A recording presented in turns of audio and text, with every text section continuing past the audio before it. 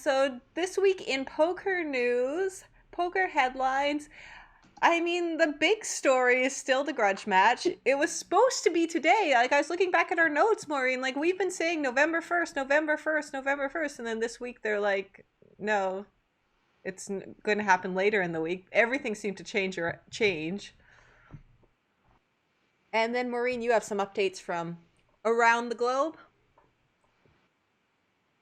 Yes, so around the globe and online, I have some updates for you. So most of the main providers, I have an update and two land-based updates for you this week.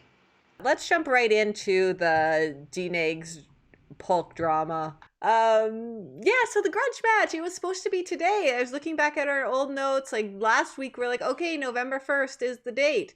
And then now it's November 4th. It seems like it was changed that day because it's now going to be live in the PokerGo studios for the first 200 hands. And this is exciting to a lot of the players. I think this is what a lot of people wanted. Maureen, you wanted this at the beginning. Is this what you're more looking forward to, is like the live situation versus the online play? Yeah, for me, sure. And like you said, let's see what kind of banter or heckling or trolling we get live. If there's going to be any rules enforced of how much talking that that will be allowed. And it is capped at 200 hands live with real chips and real cards. And Doug Polk, one of the criteria that he said, he's like, okay, I'll agree to doing it live on PokerGo if we make it available free for the fans. And what I found really interesting this week, is Daniel actually last week, he also started to ask for challengers to play Heads Up online. So I thought that was pretty interesting. Okay, 7 days before the match, and now you're practicing with others, but at least he's doing the same thing that Doug did. Now, the other thing that we learned this week, which is insane, is now charts are allowed. So this is something else that Daniel played so perfectly. Like first when he's like no charts, and he made Doug look like a terrible person, but crying about he needs charts. Now Daniel actually gets to use the charts, looked like the hero on that end, and it just worked out perfectly for him. Like he played this so well, the pregame. If they zoom in on those charts and notes, it's going to be pretty interesting to see if we can see what's on it. Yeah, though I don't think they'll have them on the live stream. You think they'll be using them during the live stream? I don't know. If the same rules apply, then it would be fair game, correct? Yeah.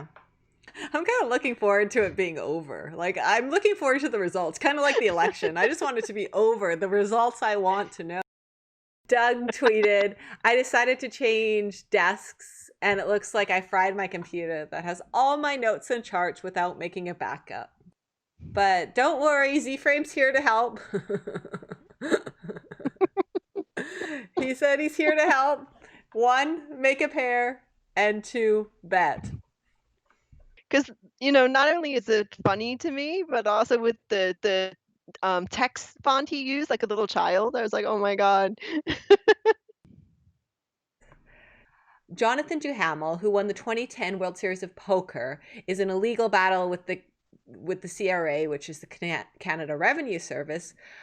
They want 1.5 million for his years of playing what they say professional poker between 2010 and 2012, and in that time he won the main event.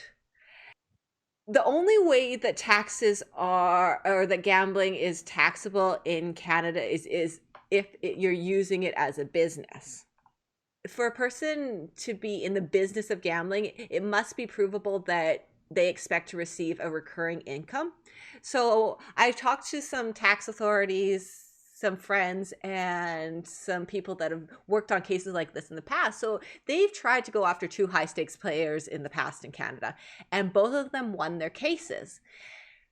They won because it's incredibly hard to prove that they're going to be receiving a recurring income. So that's why the last 2 lawsuits won. Now, the huge problem, though, with Jonathan Duhamel is his sponsorship.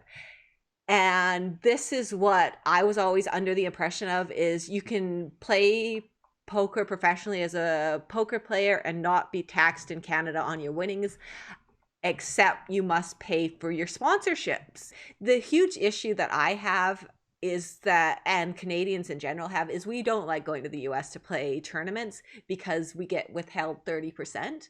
Like, it's the only place that the US takes tax from us. Now, so Jonathan Duhamel has paid his taxes in the US.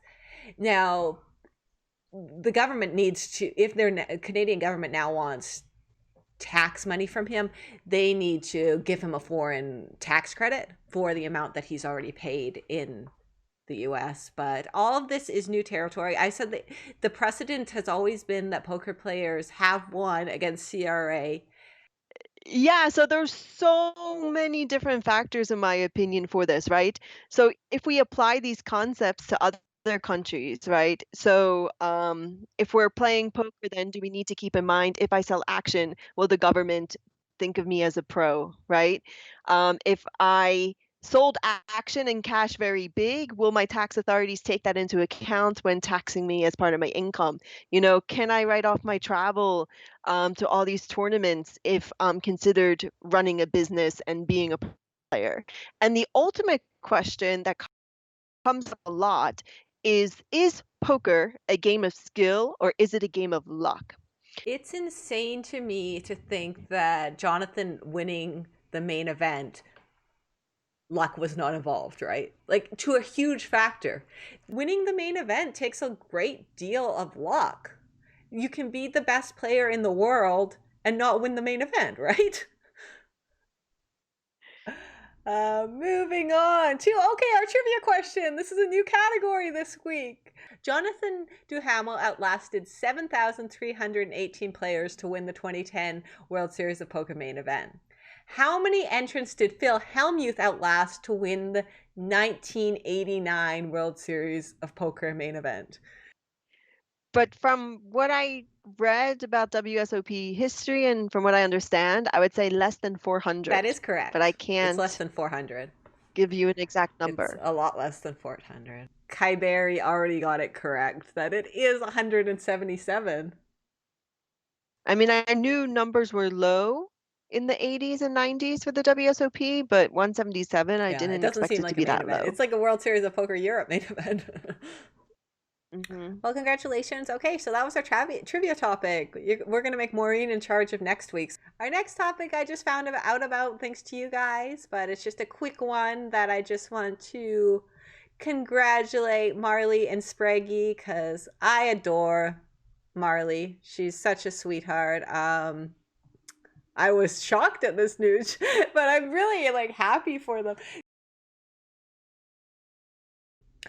So the most exciting news for me this week, though, was that Tom Dwan posted this video of High Stakes Poker, my favorite show ever on television. I loved this show, lived for this show, and I loved Tom Dwan when I was growing up. Like, this is the reason I play poker the way I do. You guys are like, why would you ever put your entire bankroll on the line? I learned that all from Tom Dwan. I wasn't really in the poker scene when the original High Stakes Poker was aired. So I only saw the repeats and, you know, the highlights and all the special hands on YouTube. And for me, I guess the question is, how much are they playing this time around? Because, you know, when it was originally there, I think it was just, you know, a lot of money, like really high stakes.